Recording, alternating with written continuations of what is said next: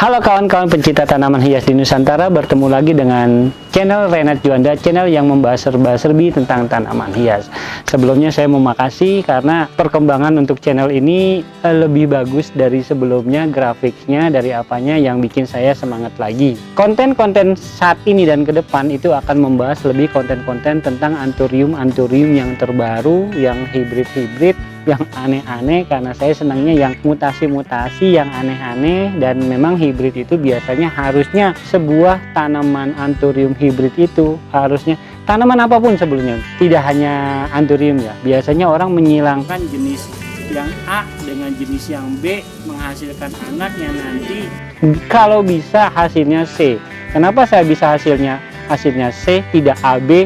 Kenapa? Karena untuk mendapatkan jenis baru dari anthurium yang tidak seperti persis seperti bapaknya, tidak seperti induknya, tapi lebih ke sedikit bapaknya, ibunya lebih dominan pasnya. Dan lebih contoh mangkok hijauan disilang dengan contoh koptik, kobra batik variegata. Nah, ini dua hal yang berbeda karena ibunya mangkok, bapaknya koptik, yang nanti akan menghasilkan anaknya mangtik atau apa, saya nggak tahu. Yang sebetulnya sih udah ada yang mengawinkan antara mangkok dengan koptik, tapi hasilnya masih belum seperti yang diharapkan. Karena tidak susah kawan-kawan, kadang kita menyilang satu jenis atau shelving ya, menyilangkan jenis yang sama satu jenis ya, itu pun kadang hasilnya juga kurang bagus juga.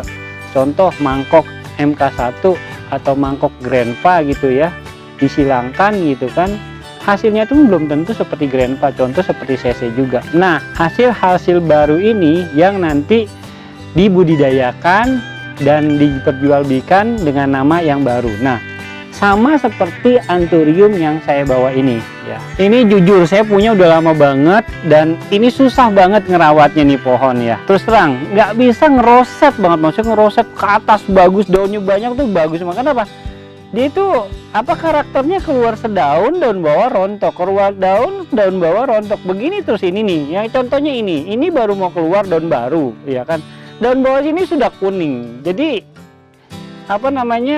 susah untuk bisa bagus pohon ini gitu ya. Nah, ini juga salah satu hybrid silangan ya. Saya tidak tahu ini silangan apa dengan apa, karena dari yang punya nggak bisa kasih keterangan juga ini jenis apa atau jenis apa. Yang saya hanya menerka-nerka berdasarkan pengalaman saya. Kalau kita langsung cek ke ciri fisik dari tanaman ini, saya bisa bilang ini jenisnya adalah jemani ya. Ini jemani, boleh dilihat nih lebih dekat ya.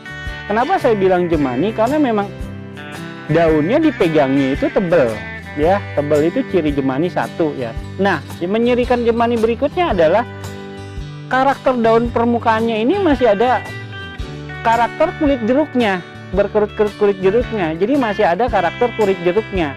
Makanya saya berkeyakinan kalau ini jemani, tapi berbeda dari jemani yang biasanya saya lihat ya. Dan dia nih daun belakangnya ini berbentuknya segitiga, betul-betul segitiga, daun atasnya pun segitiga. Nah, biasanya kita punya pohon atasnya segitiga, bawahnya bulat. Nah, ini bawahnya segitiga tulangnya, atasnya pun bentuknya segitiga walaupun halus ya. Tapi ini benar-benar jemani kawan-kawan. Nah, yang bikin unik dari pohon ini adalah satu, memang ukurannya kayaknya ini dwarf tipenya, bukan kontet, kerdil bahasanya ya. Yang lebih bagusnya tuh kerdil. Jadi ini jenis anthurium jemani kerdil ya. Yang bikin uniknya dia ada lekukan-lekukannya ini kayak gelombang cinta.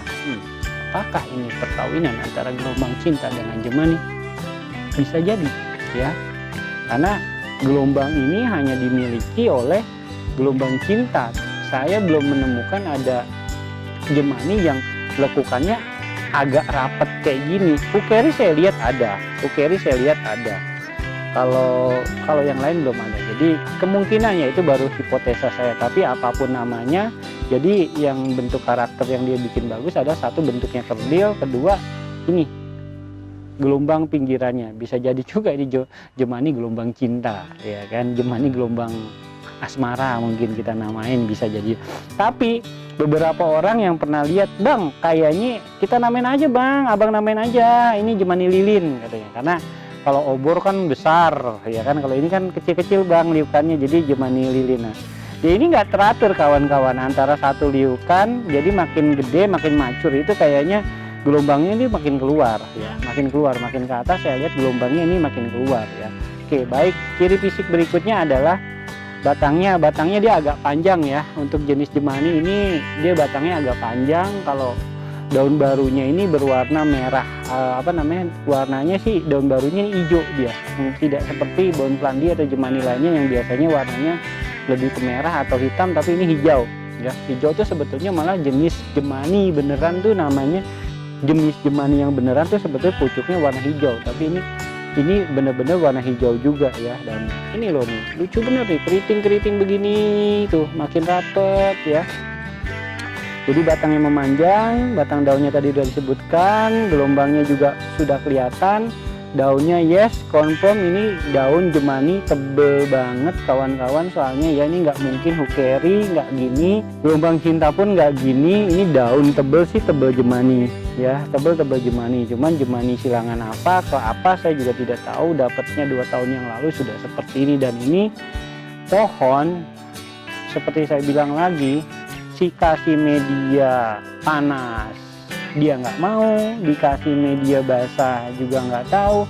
Jujur saya sama tanaman yang satu ini belum ketemu racikan yang tepat untuk medianya. Akhirnya ya udahlah, saya pakai media anthurium yang lainnya saja, seperti ada pakis, sekam fermentasi, sama sedikit pasir malang aja, supaya ini kondisinya lebih agak poros sedikit. Untuk kondisi di sini panas ya, kondisinya seperti ini.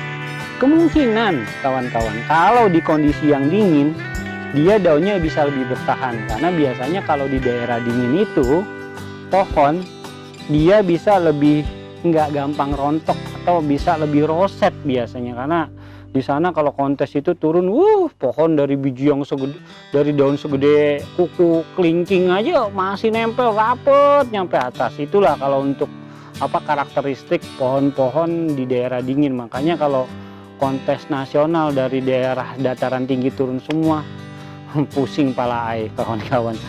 Udah susah lawannya dah.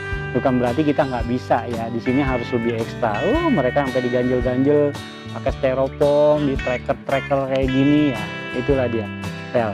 Ini dia kawan-kawan sosok anthurium yang kita bahas di konten ini, yang ya jemani lilin lah kita bilangnya. Seperti kawan-kawan saya yang pernah datang ke sini, bang namain aja jemani lilin, karena ya gelombangnya kecil kayak lilin gitu bang. Jadi istilahnya gelombangnya ibaratnya api ya, kecil gitu bang. Ya itu saja mungkin kawan-kawan pembahasan tentang anthurium lilin ini. Buat kawan-kawan kalau ada saran, info atau bertanya apapun jangan sungkan. Oh iya, bisa catat juga, kadang pada nanya, saya bilang bang nomor teleponnya berapa gitu kan.